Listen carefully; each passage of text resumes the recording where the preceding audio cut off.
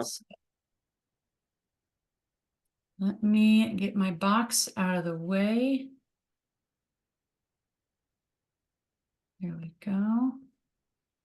Perfect. And while I'm talking, Lynn's will be monitoring the chat box, and if you have any questions, things of that nature. So if at any point in time you have a question, feel free to type it or raise your hand, and we will do our best to acknowledge it when the time is right. Lynn's, can you see my screen okay? Yes, I can. Okay, perfect. Well, thank you all for attending tonight. This is being recorded, as you probably got the notification. And we are here to talk about LGBTQIA 101 and to enhance inclusion and affirmation in physical therapy, as you saw from our marketing, speaking in terms of gender and sexuality and getting into that. This evening, it'll be presented by the PT Proud members, Lynn's Brewer, he, they, Michelle Stoffer, she, her. And this is put on, like I said, through PT Proud Special Interest Group, which is a group within the Academy of Leadership and Innovation. Both are fabulous sections and groups that if you are not currently a member, should definitely look into. Excuse me. And with that, I want to give a little bit of background about the PT SIG specifically, since that is what both Lynn's and I are a part of. The purpose of PT Proud is to improve healthcare access for LGBTQIA+ patients, as well as empower those students, faculty, and clinicians within the physical therapy profession to influence health and well-being that is specific to sexual and gender minority populations. And our mission is to unite PTs, PTAs, and students towards a common goal of affecting change in the profession of physical therapy through advocacy, policy, and promotion of cultural humility, competency education, which is definitely what we are getting into this evening. Excuse me. So why not share a little bit about Lynn's and I? Lynn's, why don't you go ahead and share about yourself? Okay. Hi, my name is Lynn's, obviously, and I use he, they pronouns. I'm a recent graduate from East Carolina University, which is over in North Carolina, getting my doctorate of physical therapy. And then I also have my I'm a certified athletic trainer, and I got that degree from Western Carolina University, two opposite sides of the state. Complex. I currently work in an outpatient clinic setting at a results physiotherapy over in Raleigh, North Carolina, the capital. I'm an orthopedic and a pelvic health PT, so I see both, which is very exciting. I love both realms. I'm also part of the APTA North Carolina. I'm one of the DEI committee members, where we do a lot of great work over in our state over here. And I do have a couple of awards that I've gotten in conjunction with LGBTQI plus inclusivity training and advocacy. So I got an award for the Samantha Hamilton Award for the leadership excellence at ECU while I was there as a PT student. And I recently got inducted into the DEI Student Hall of Fame for North Carolina as I recently graduated this year.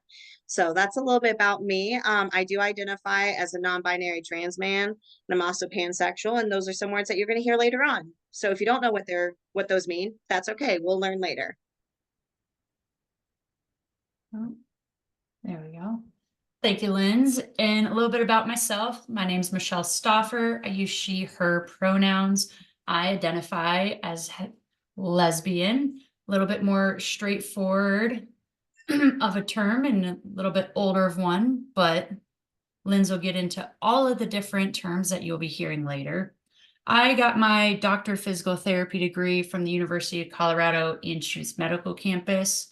As we've already stated, we're both members of PT Proud. I am the programming chair, so hopefully you enjoy this evening's talk, and there will be plenty more coming out in the future, so stick around. And I may even say, if you have a great talk, you can always reach out to me and we can get it on the calendar to do this for others. And I'm also a member of the Colorado APTA DEI committee. And I have my own business out here in Colorado, specifically serving LGBTQIA+ athletes and individuals. And that's a little bit about me. Let's get into the objectives of tonight. Keeping So it. you're Go good. ahead. We're going to keep it simple since I'm going to go ahead and present afterwards. So we're going to keep these a little bit simpler since it is late at night for some of us or around dinner time, so we don't get sleepy. So tonight we want you to be able to familiarize yourself with sex and gender concepts. Also facilitate curiosity and allyship in the PT physical therapy profession, as well as to utilize inclusive policies and clinic culture and knowing how you can help with that. Go ahead and let's move on. Okay, so kind of deep dive in. This is the terminology section, so try to stay with me. Everyone has these four. So we have sex assigned at birth. This is a medical terminology that refers to chromosomal, hormonal, or anatomical characteristics. It could be XX, XY, and other variations outside of that. Then we also have gender expression. Gender expression is how someone presents themselves externally. So it could be through clothing, grooming, how they act, social behaviors. And everyone has a different way of how they express their gender. And then we have gender identity. This is the internal perception of one's gender and how they label themselves based on how much they align or don't align with what they understand the options for gender to be, which is a little bit, I know it can be a little bit complex at times, but it's basically like how someone feels about themselves internally. And then sexual orientation is the sexual, romantic, emotional / spiritual attraction one has capacity to feel for some others. It's generally labeled on gender relationship between the person and the people that they're attracted to. For those of you who are visual learners, we have the beautiful gender unicorn. It kind of shows how everyone has these four. Again, gender identity is your perception, how you feel you are.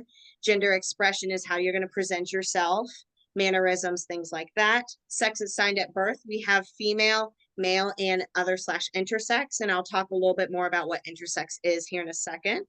And then they broke sexual orientation down into physically attracted and emotionally attracted.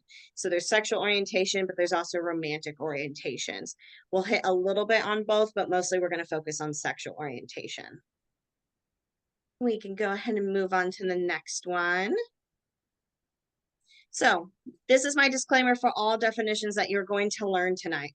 Every individual has their own personal definition of their gender identity and sexual orientation. So when in doubt, follow the individual's lead in the terminology that they choose to use as their identifiers. These concepts and definitions I'm going to tell you are more like this, not the standard, but like kind of like the textbook definitions. But again, they're flexible.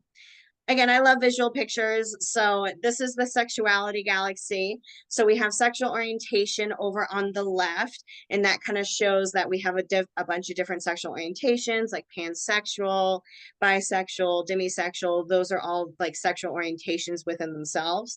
And then not quite in the same galaxy, but kind of adjacent to, not the same solar system, is romantic orientation. So someone could be sexually attracted to a certain type of people, but also be romantically attracted to a different type of, like romantically involved with different type of people. So sexual attraction and romantic attractions are different. And we could move on to the next slide for me. Okay, so here's a couple of sexual orientation definitions. We have heterosexual, also known as straight. These are people who are primarily emotionally, physically, and or sexually attracted to some people who are not the same sex or gender as themselves. Then we also have gay. This is experiencing attraction solely or primarily to some members of the same gender. This can be referred to men who are attracted to other men, but this is also can be used for women who are attracted to other women. With lesbian, this is women / gender diverse individuals who are primarily attracted romantically, erotically, or emotionally to other women. And then bisexual is a person who experiences attraction to some people of their gender and then one other gender. And then we have pansexual. Pansexual is a person who experiences sexual, romantic, physical, and or spiritual attraction to members of all gender identities and expressions. Asexual is someone who experiences little to no sexual attraction to others or have a lack of interest in sexual relationships and behavior. And this is on a spectrum. Not every asexual person, if you're pelvic health, just as a heads up, I might put little nuggets in there. Pelvic health wise, if someone is asexual, that doesn't mean they don't have sex. So it is a variation. It is a spectrum of that. And then aromantic, this one is not a sexual orientation, but this is a romantic orientation. This is someone who experiences little to no romantic attraction to others, who has lack of interest in romantic relationships or behaviors. And then the last one we're going to talk about is queer. Queer is a word that can be used for sexual orientation as well as gender identity, which is why I put it last on this slide. It's an umbrella term to describe individuals who don't identify as straight or cisgender or cisgender. Historically, though, this word has been used as a slur. So if you have somebody who uses the word queer, you are okay to use the word queer. But if they are not using the word queer, do not use the word queer, especially generational wise. Some people are okay with the word and have adopted it, and it's now empowering. Some people still view it as a slur. So just as a heads up, that is the one word. If you remember any of them, that's the one word you should remember of let me follow my patients or my colleagues' language with this one. Next, we're going to jump into some gender identity definitions. Same disclaimer, everyone has a different definition, but these are the textbook / basic definitions of some of these identifiers. And of course, you know me, I love visuals. So we're going to get a visual picture first. So this is the gender galaxy. So we have different solar systems. So we see on the top left, we have assigned sex. This is the chromosomal biological sex that we start out with assigned at birth. We have male, female, and intersex. I'll hit on intersex here in a second. And then we have gender identity in the opposite solar system here. And this is, again, how someone perceives themselves. And then in between assigned sex and gender identity in that cute little asteroid type thing is gender expression, how someone chooses to look or act or feel. And that can be feminine, masculine, anything in between. And like how it looks, it's fluid in nature. So we're going to jump into some gender identity definitions now. So cisgender is a gender description for someone's sex assigned at birth and gender identity that are aligned. So someone who is assigned female at birth who identifies as a woman, that would be cisgender. Transgender is an umbrella term for anyone whose sex assigned at birth and gender identity do not align. Historically, when people say that they're transgender, it can mean one or two things. It could be someone who has decided that their gender is not, like if they're assigned female at birth, that they identify as a man, or if they're assigned male at birth, they're identifying as a female. Or it could be a different option, which is the one below it. There's a bunch of different terms for this one, and they all kind of sound similar, so I kind of bunched them together. We have non-binary, gender non-conforming. We also have gender queer. You can also hear agender. These are people who their gender identity label, it indicates that they identify outside of the gender binary. So outside of female and male, outside of woman and man, they're just kind of like existing, for lack of better terms. Some people in that population will use the word transgender for themselves, and they identify with that. Not all of them identify with that languaging, though. So if anyone who is part of this group uses the word transgender for themselves, then you can use that for them as well. But if they don't, I would stray away from using transgender with them. Okay. And then obviously we have queer popped in here because it is, again, used as a gender identity. And then this is like the gender identity / other definitions, and I have a great way to put these. So this is the best I could do with these. So two-spirit. This is technically not a gender identity. So this is a spiritual thing. You got to sign in over there? Sorry. So this is a spiritual thing that is used within Native American communities, and it recognizes individuals who possess qualities or fulfill roles of both genders. So someone who is not Native American cannot identify as two-spirit. Two-spirit is, again, a sacred thing, and it's different than gender identity, but it's also nice to bring it up. So if you are working with that community and you hear that term, you know a little bit more about what's going on. I will say I'm not part of that community, so I definitely cannot like speak too much on it. If you're interested, you can always find resources from that community speaking on themselves. That would be my best like suggestion for you all. Then we have agender, which I kind of talked about a little bit, but this is a person who has no or very little connection with the traditional system of gender, no personal alignment within concepts of either man or woman, or someone who sees themselves existing without a gender.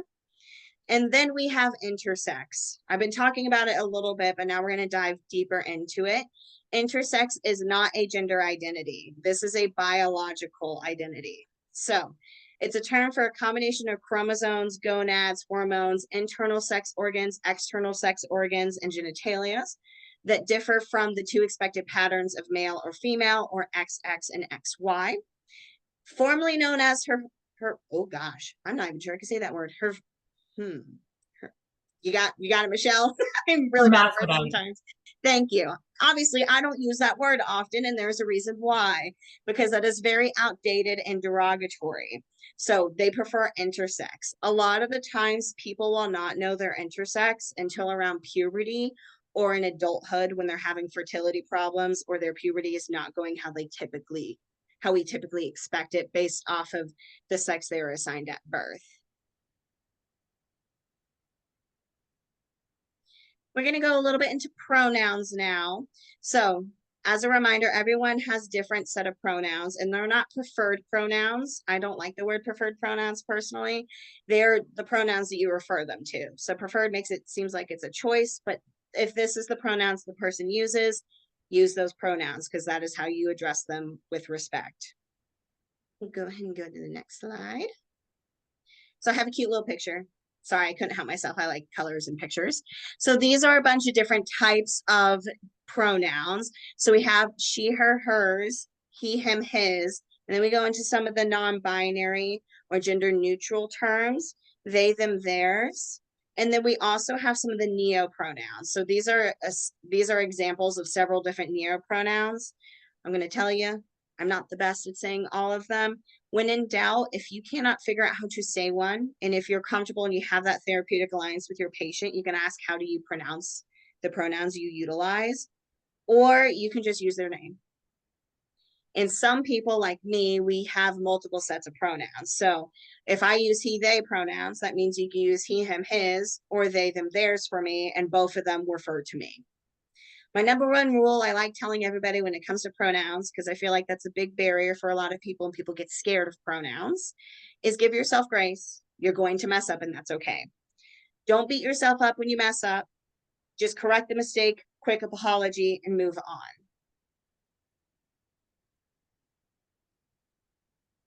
And then I have some more additional tips and tricks for pronoun usage. Again, kind of how I was talking earlier. When in doubt, just use their name. And if you mess up, go ahead and repeat the sentence with the correct pronouns out loud. And if you're one of those that you benefit from repetition, then you can repeat that sentence 3 more times in your head. Especially like if you do a quick mess up, just repeat the sentence. That's really helpful for those who got misgendered. And being misgendered is using the incorrect pronoun for somebody, in case you didn't know what that term meant.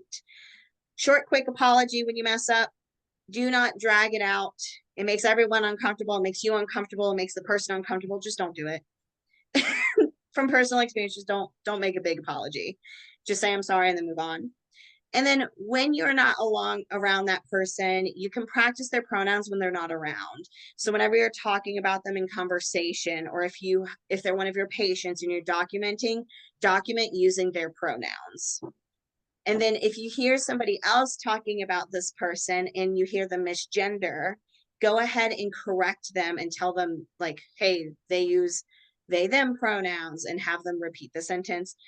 If you are comfortable, if you feel like you're not in a safe environment and you feel like you can't really correct somebody without feeling safe, then of course your safety is number one priority. And remember, pronouns don't tell you about someone's gender identity.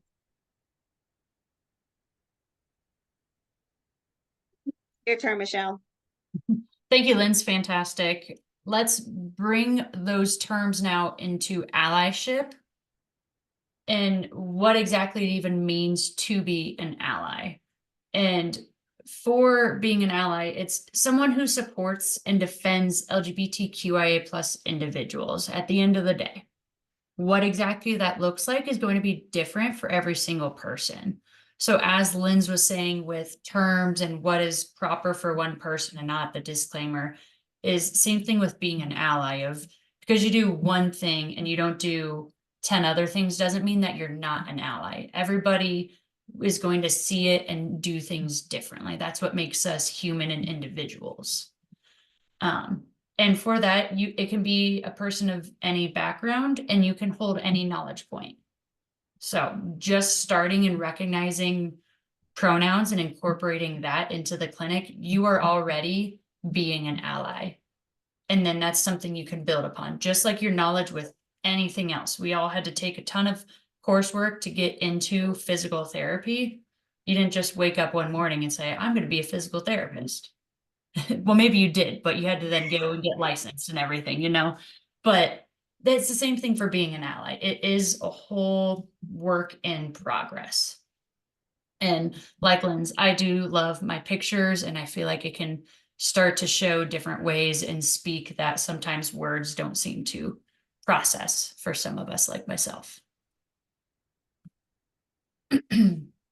And with that, I love this picture here of talking about ally can be at any point in time. It is a spectrum. So don't get down on yourself thinking you're not an ally because you don't start initiating bills in your state that help out the LGBTQIA plus community. If all you're doing is working on acknowledging someone's pronouns, using them in the paperwork, everything of that sort, that's fantastic. Pat yourself on the back. But it's important to be an ally in the clinic space specifically, or in the academia, any sector of physical therapy that you're in, it's going to bring trust and comfort and safety for all patients, for all peers, coworkers, students, classmates, you name it. And it's going to help prevent microaggressions. This is a word that I feel like sometimes we hear, but we don't exactly understand. And I try to make it simple and sweet, where it's essentially oftentimes unintentional and subtle discrimination. It's not always that way. Like, for example, if Lynn's told me, if you don't mind, Lynn's, I'm going to use you for this example. You're good. If Lynn's told me their pronouns were he, they, and then I went along and started saying she, her, that's one of those subtle ways where they just told me their pronouns are he, they, and then here I am saying she, her. It seems rather not subtle, and it's definitely not intentional if I'm using it in a certain way. But sometimes you just don't even pick that up and you're using it. That can be a microaggression amongst many other things in the clinic. And then it helps create a continuity of care by patients wanting to return, right? Thinking I'm just going to keep using pronouns because I think that's a very rather simple term that is very present and prominent because we are talking a lot in the physical therapy profession. As you can see, Linz and I like to do.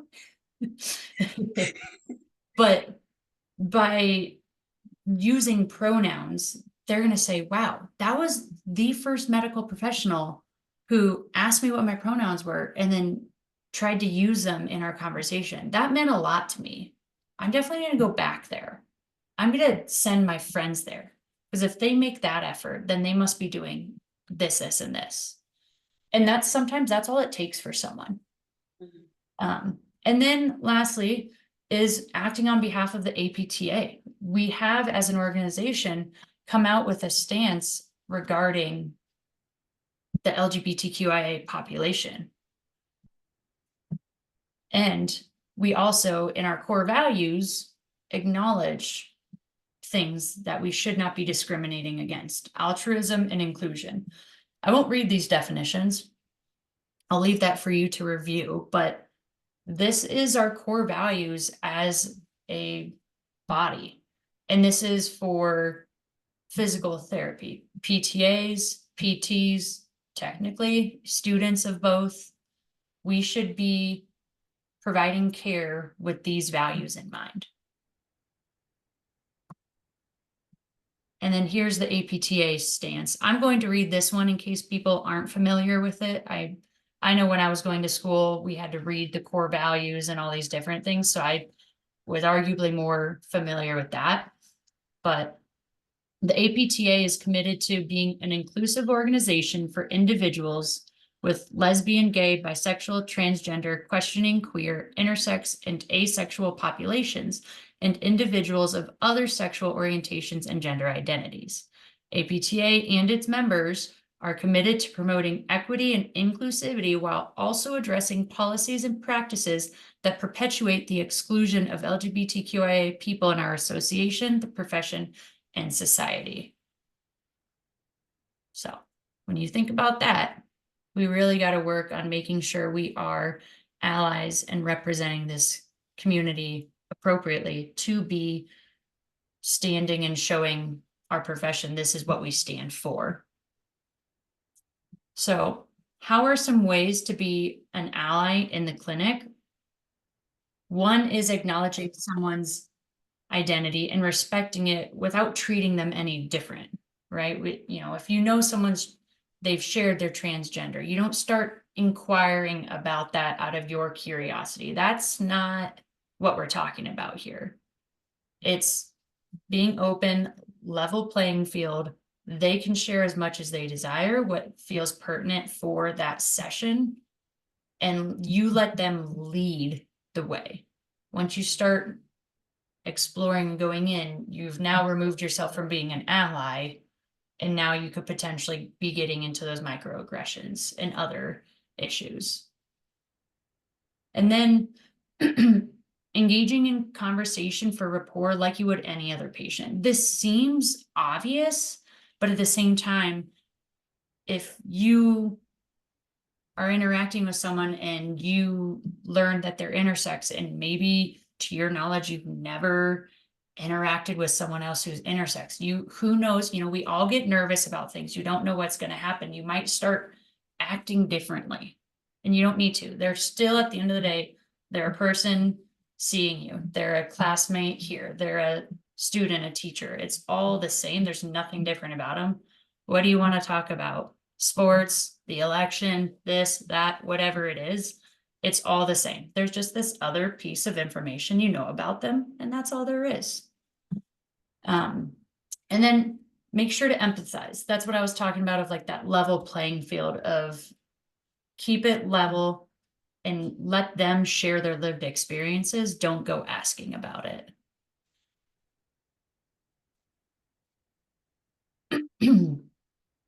So other ways, more specifically of action steps, I would say, of how to be an ally in the clinic is, once again, we talk about it a lot here this evening, but pronouns, whether it's on your badges, on your email signatures. Here in our presentation, we made sure to include them in the title. Some companies do more Zooms and such, a lot more academia. Maybe you are putting that in there. That's a great way to just show that support.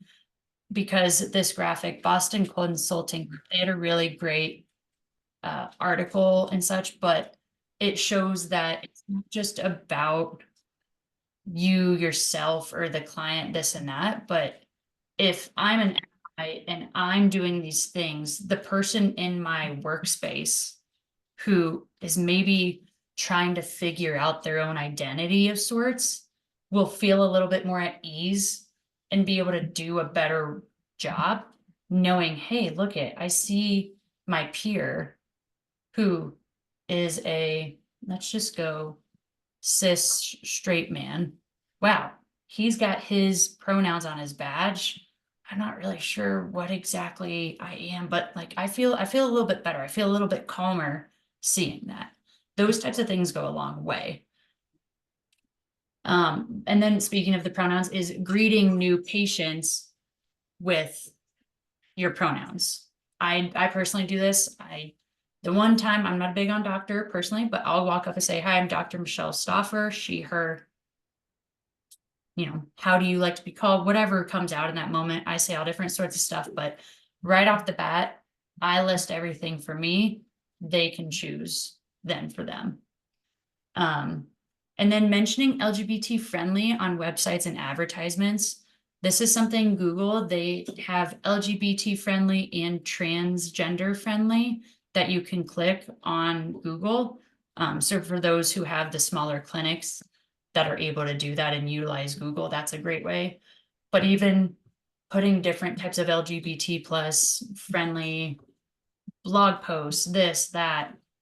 I know a lot more at the universities, they do sharing on social media and they interview students, this and that. I see a lot there. Like that's all ways that helps create that inclusivity and being an ally in whatever sector you're in. And then lastly, leading in-service discussions about LGBTQIA health topics. This is something that for many states, I know here in Colorado, that you can get continuing ed credits for doing an in-service. So there's like dual purpose there of not just helping your workspace be better, but you're also allowing everybody to work on their CEUs. This is also something that PT Proud, we can help you with if you want to reach out to us, and we can come to your school, clinic, wherever it is that you're at, and discuss some topic that you want us to speak on. So there's a lot of different options, and that's those steps of being an ally and supporter. So then getting into the larger picture, even more so now, of affirming inclusive clinical policies. So as I was getting there at the end is creating these safe, and a newer term that's coming about that as you probably take more webinars and such like these, you'll hear brave rather than safe and or alongside it. But we got the pronouns. Lynn's here shared the badge that he uses at his clinic. And so he's got the pronouns on there, and then he also has the inclusive flag there. And those are some different ways. We talk about hidden and visible inclusive flags. I wanted to say invisible so bad right there. But that's something where, depending upon your state, that's where this larger picture really starts to play in of what you're legally allowed to do anymore of that nature. But whether it's having that flag on the window, or maybe you just have it on your laptop, or the work badge, those different ways, there's small ways where you can put a flag that people see, and or maybe it's just in the, I say marketing material broadly, but the magazines and flyers and such that you have in like the waiting area, that there's showing of all different sorts of families and people. The restrooms is a big one that many places these days have single stall restrooms, that I always say that's the easiest way to just simply put restroom or all gender. This is a very fancy sign here that has a little bit of everything. If you Google, you'll find a ton of different options that are out there.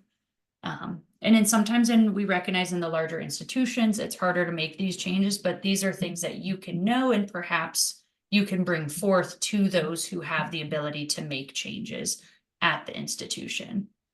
And then your intake paperwork for the clinic setting, what type of language you use on there, and what you have provided of, sometimes we do need legal name for looking things up of insurance and that, but then having a spot to say your chosen name and allow that person to put down what they're comfortable with sharing.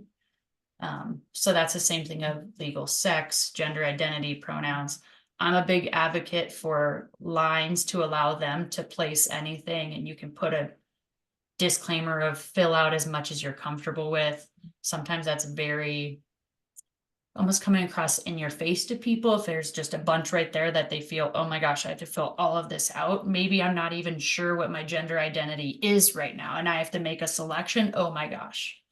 But if there's simply just a line and it's as much as you feel comfortable with, hey, maybe through the process of working with you, I do now feel safe to say, hey, I am this is what I feel comfortable with, etc. I'm going to go ahead and slide on to the next one there for you, Linz. Okay.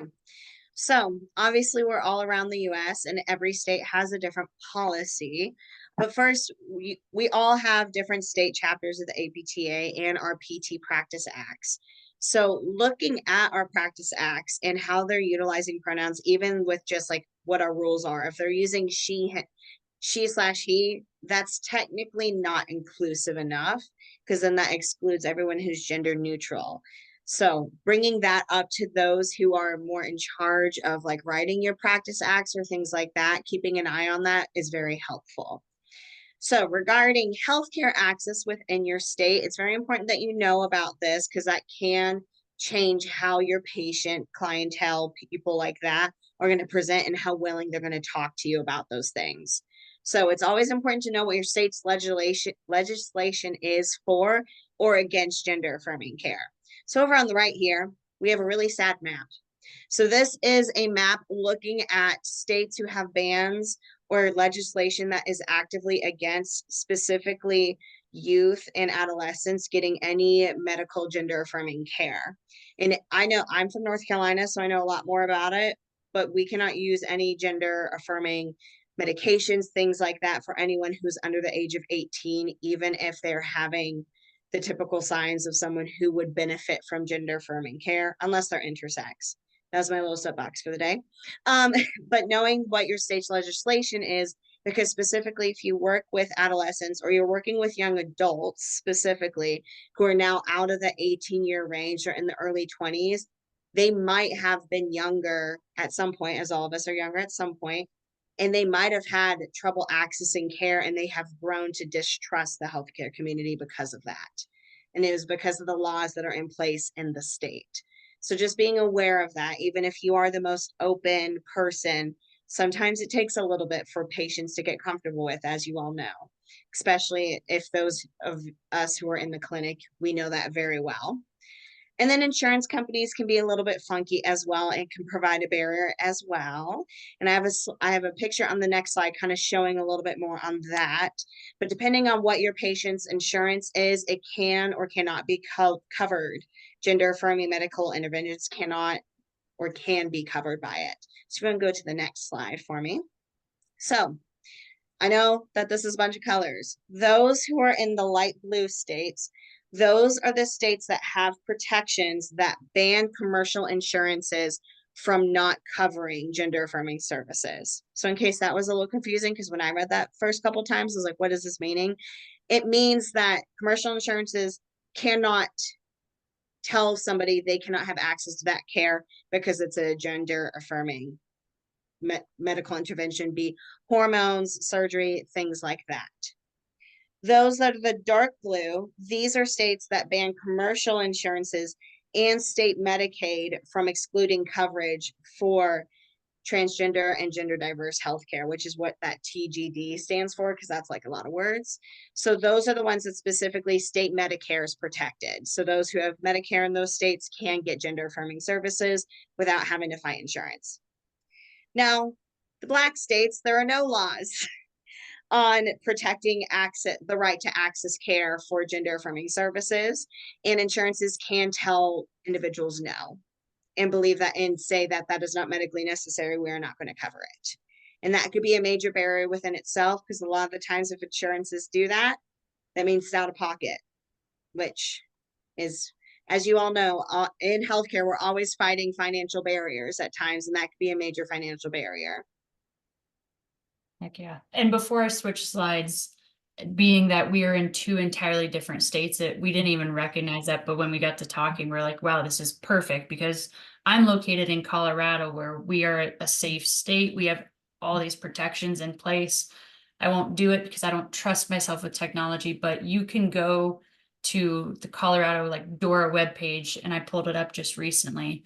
And there's a nice chart that shows all the different private healthcare insurances, all the different types of gender affirming surgeries, saying yes or no for coverage, which all of them are yes. But it's really nice and easy, and everything's laid out on the webpage of insurance through the government in Colorado, whereas somewhere else, it might be a lot harder to find because of all these different rules that are in place. I can help someone who's from a different state who's come to Colorado for such type of care. And it's important to know that private insurances cover it. So the likelihood of someone entering your clinic after surgery because of whatever issue is a lot higher, because it's not just Medicare, Medicaid type insurances. And if your clinic doesn't see those, you wouldn't see them. Like, no, there's a good chance you might have this person walking in your door at some point in time, and being that ally can really help them. And Yeah. leaning into that, this is just a profound picture in my mind. This is from the ACLU website. It's updated as of September 5th of, it's tracking 530 anti-LGBTQIA plus bills that are in the US. You can see the darker shows more bills, the gray shows no bills. So once again, you can see Colorado is a relatively safe place in that regard, whereas like North Carolina is middle of the road. Yeah, yeah. But Yeah. this website is great that if you go here, you can see they've been tracking like this nice map. I think it goes till about 2022. And then prior to that, they don't have this nice picture, but they've still been tracking. And you can go in and you can read up on the bills. You can see where they're at along the way of the process, who backed them. There's all the information. It's listed out so nice that I got lost on here for a couple hours, couple of nights ago, just looking at things, because I know some physical therapists in a different state. I'm like, wow, I don't know if they recognize this. Hopefully, like, they feel comfortable in trying to make these steps and make sure to vote the correct people who are going to help make this not more of a barrier to physical therapy and such. That's where I rabbit hole. But this is great because it shows these types of things can be influencing your practice in your education, in everything you're doing in healthcare as it relates to helping LGBT plus individuals. So now Linz and I are going to take a break from talking, and we want to hear from you all of, based off of what you heard this evening, what is your number one takeaway? And if you want to, let's see, you can probably just type it in the chat box, or if you want to raise your hand and share aloud, we can do it that way as well.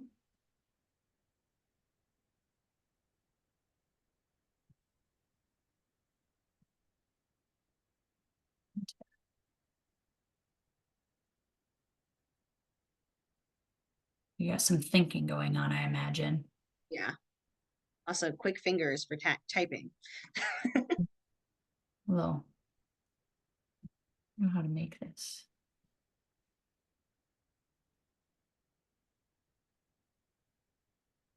So we have one person that said they appreciated the overview of which states have laws against gender affirming care. Is great. That was one thing I didn't realize when I was first looking at some things. And then always a good reminder to use person language when referring to them. Excellent information to help students understand more of what's going on in our country. Yes, especially in educational like settings, depending on your state, that can impact how much education you also can give on things like this. Mm-hmm. Which Yeah. is why the APTA is a great source. Mm-hmm. And PT Proud is a great source to use because we don't have to listen to those states. Well, it makes it tricky too, right? If you're not allowed to get much education on it, and then you go out in the clinic, and then you have someone walking in your door who maybe is non-binary, transgender, all these things, and you don't want to be offensive to them or anything like that, right? But you don't have any background. You're like, it makes sense to be overwhelmed. So we hope to help that. We also have a couple more. I really like the verbiage brave space. I like that that's kind of a growing one. Sometimes the littlest things can make a huge difference. I can confirm that with my own patient care. Sometimes the littlest things do make the difference. My beautiful rainbow sticker has literally helped me so much. I have this posted on my laptop too. And then loved the pics, and helpful to know that having let the patient lead when it comes to pronouns and gender identification is great. Um, Also the point of our patients having distrust in the healthcare system due to how they've been able to access care prior, even if we're doing our best to be affirming providers, is very important to recognize. I love all of these points. All of these are fantastic points. That's great. I love that too. And I actually had learned a statistic that said roughly 1/3 of LGBTQIA plus individuals have had some type of like healthcare discrimination. But if they feel they have a safe provider, their chances of like returning for different things is over like 70%. Where it's like we can really work and truly do preventative care and help people if we are those inclusive providers who are allies in the clinic. Yeah. We have another one of being very thoughtful and recognizing the importance of not assuming someone's gender identification. That's also a very good point. I like that one. I was like, even though I have the information, sometimes I'm not the best with it myself. So that's why I always tell people to give yourself some grace, because even those of us who work or part of the community or work with the community, we also struggle as well. We have a couple of closing thoughts. So we wanted to give everyone like 3 little things to remember, because I know we threw like a decent amount of information at you in a short period of time. So my 3 things are: when in doubt, follow your patient's language, which I can tell a lot of you guys really appreciated, and that stuck into your brain. And then giving yourself some grace. You're not going to know everything. It's impossible to know everything. Continue to learn and give yourself grace when you mess up, and that's okay. And then correct mistakes, short apology, and move on. Heck yeah. And building off of that, because we were like, we got to make sure not say the same thing. Is really it's that anyone can be an ally, and you all being here tonight, you are an ally. You've already taken that step to try to learn more, to understand that is an ally. And I always like to say, don't wait for change, help lead the change. And that can be big or small. One step forward is one step forward. We don't care about the size of it. Then we had a couple more saying they love the ally language, and I love ally as a spectrum. I like that as well. And now another chance in case anyone, because we've thrown so much information at you, if you have any questions, we like to say this is definitely a safe space, that this is the time to ask. You can type it, you can come off of mute, whatever you need to do. We want to save this last bit of time for that opportunity for people.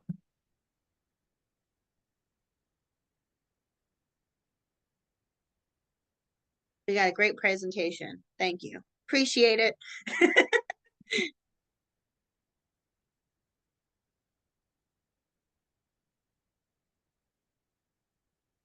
Does every state have a DEI committee? I believe so. In the APTA, every state should have a DEI committee. Is that correct, Michelle? I believe they should. I was like, I believe they should. How active it is and how large it is a different story. But that is for sure something that is integrated. Course. And then someone dropped the PT Proud link in the group chat. If you want to hear more information on this, or you really want to join the special interest group, you have to join the Academy of Leadership and Innovation. Did I say it right this time? I always add technology for some reason. I don't know why. You have to join that academy, and then you could join the PT Proud special interest group. How would I start a PT Proud SIG at my school? So it depends on what your state is. So you can reach out to us if you want to like private message us your email. We can talk to you more about that. Especially if you're in more of a southern state, sometimes we have to be a little bit more finesse about it. Because I know specifically in my state, schools can't do any DEI education right now unless it's outside of it. But the APTA can help you a little bit more with that. So just drop your email privately to either Michelle or I, and we can help you out with that one. Yeah. And it might just be something that it's not how you state what you're doing is a little bit roundabout. So Lynn said it perfectly, of reach out to us and we can work to see what we can do to help you figure that out. Cause we obviously love that. I love the initiation, really. Yes.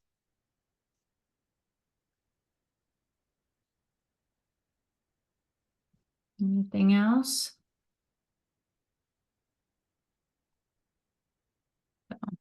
Yeah, stick around. We have PT Proud has a X. I always want to say Twitter. It's not Twitter. X. We have Instagram. We have Facebook. We've got our webpage on the Ally through Ally. And so you can keep up to date with all the info. We will be working to try to get a survey out to everybody who's attended to get some feedback, maybe topics you want to hear and learn more about, as we will be most definitely putting on more of these webinars for everybody.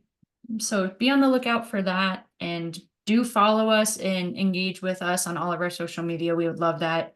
Also, Ally has their own stuff, some other great SIGs under Ally too. You know, once you join Ally, you can join other SIGs for free. So you just have to pay to join Ally, and then any SIG you want is free.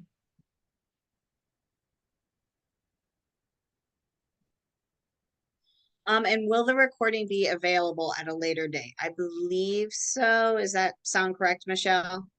Yeah, we're going to work. We have this recorded for that reason. We're going to work to see how we can get it placed somewhere. We want to make sure it remains safe, that no one's trying to get in and do anything, but that is the plan, to have it that people can view at another time.